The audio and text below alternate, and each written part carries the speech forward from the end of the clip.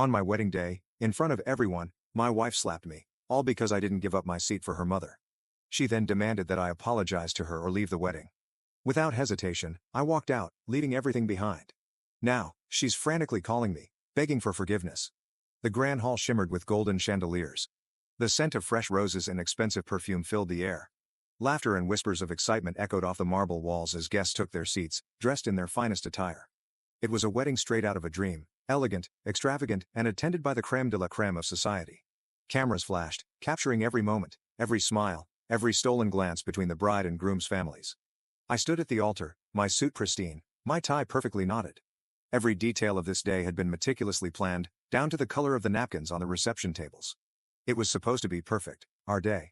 My hands were steady, my expression calm. But inside, there was an uneasy stirring I couldn't quite place. And then Sophia appeared. She was breathtaking. The lace of her gown clung to her frame, her veil cascading like a waterfall of silk. The entire room stilled, captivated by her beauty. Her eyes met mine, and for a brief moment I felt reassured. Whatever doubts had plagued me before faded. This was my bride. The woman I had chosen. Then her mother stepped forward. Margaret had always been a force of nature, imposing, elegant, and utterly self-absorbed. From the moment I proposed to Sophia, she had made it clear that she would always be involved, always have a say. Yet, I had convinced myself that once we were married, we would carve out our own lives, separate from her influence. That illusion shattered in an instant. Margaret's sharp eyes scanned the room before fixing on me. "You're in my seat?" she said. The words were low, but in the silence of anticipation, they might as well have been shouted through a megaphone. I frowned, confused. "Your seat? This is my wedding? The seat beside Sophia is meant for me." She smiled, but it didn't reach her eyes. "Move," she said. A murmur rippled through the guests, heads turning, whispering. I remained still. This wasn't happening. "Not here, not now." "I'm not moving," I said, my voice firm. Sophia's face twisted in panic. She turned to her mother, then back to me. "Just do it," she whispered under her breath. "Please." I looked at her, really looked at her, and that feeling, the unease, became something sharp and unmistakable. "No," I said. Margaret's face darkened. Her polished veneer slipped for a fraction of a second before she regained control. But Sophia snapped before I could react.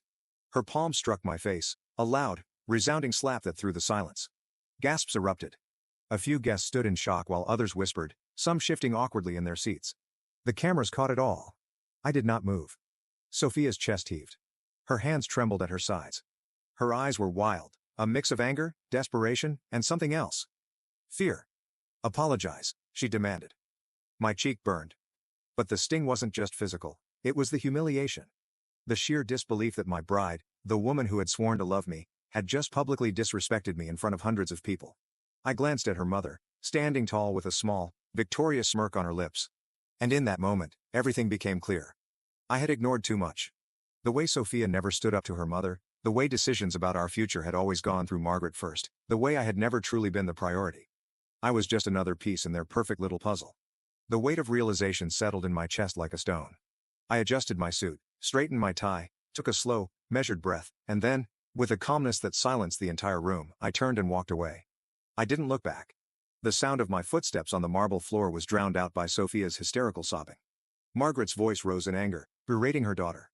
Guests scrambled to process what had just happened, some filming, some murmuring, some sneaking out before the drama got any worse. The wedding was over before it had even begun. As I walked out of the grand hall, the sounds of gasps, murmurs, and muffled sobs trailed behind me. The weight of the moment hadn't fully settled, but the decision had already been made.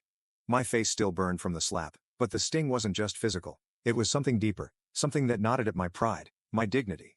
The cool evening air hit me as I stepped outside, loosening my tie with a sharp pull. My car was parked just beyond the grand entrance, where rows of luxury vehicles gleamed under the golden glow of the venue's lights. A valet rushed toward me, but I waved him away. I needed to be alone. Just as I opened the car door, my phone buzzed. It was my best man, Kevin. I hesitated before answering. "Are you out of your mind?" His voice was a mix of disbelief and concern. "You just walked out of your own wedding."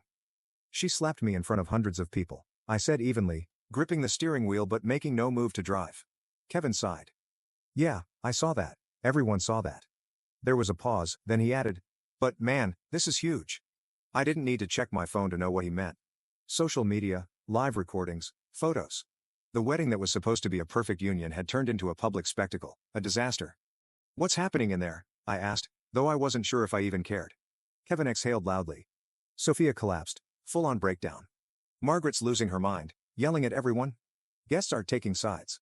Some think you should have just apologized and gone through with it, but most think she crossed the line. I closed my eyes.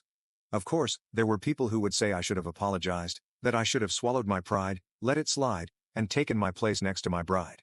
But what kind of man would that have made me? A weak one. A man who would have spent the rest of his life bending to Margaret's will, always second, always expected to make sacrifices for someone else's comfort. I wasn't that man. I never would be. Kevin spoke again. Dude, Margaret just tried to take the mic. Security had to step in. That almost made me laugh. I don't care what she says, I muttered. I'm done. There was a long silence before Kevin spoke again.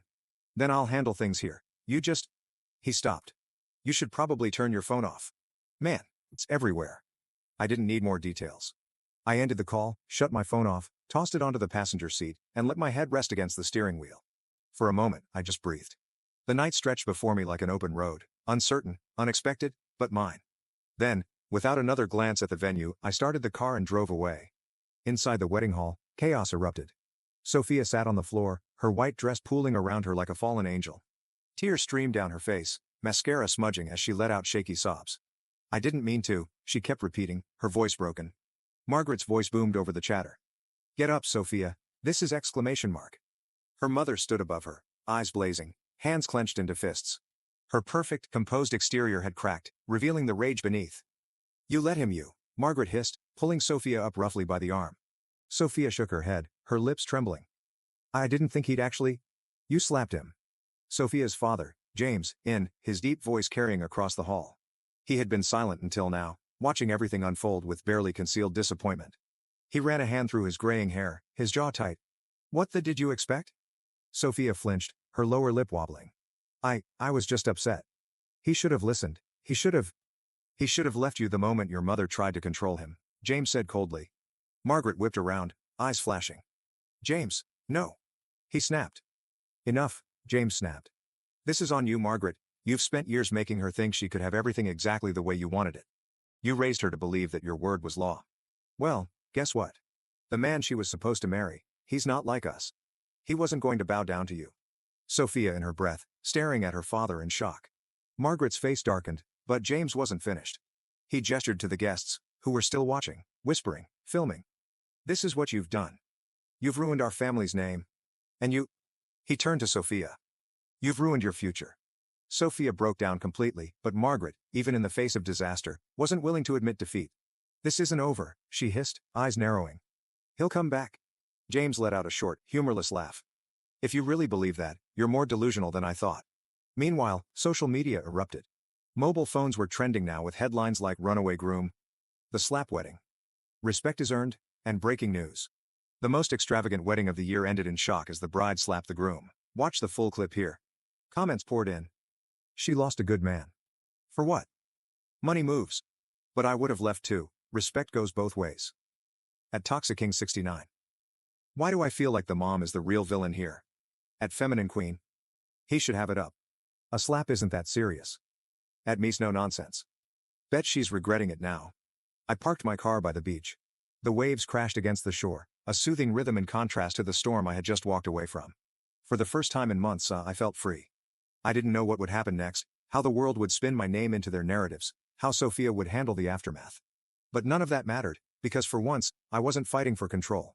I had already won. I disappeared. No calls, no texts, no explanations. Just gone. The world outside raged on, with headlines, viral clips, and speculation, but I refused to be part of it. After leaving the wedding hall, I drove until the city lights faded in my rearview mirror. I didn't know where I was going, but I knew I couldn't stay where people could find me. So, I chose silence. A secluded resort on the coast became my hiding place, a world far removed from the chaos I had left behind. The staff knew nothing about me, and that was exactly how I wanted it. No one whispered my name here. No one judged me. No one cared. For the first time in years, I could breathe. But while I embraced the silence, Sophia fell apart. Back in the city, she was in ruins. Her messages flooded my phone, hundreds of unread texts, dozens of missed calls. Each one was more desperate than the last. Please pick up, I need to talk to you.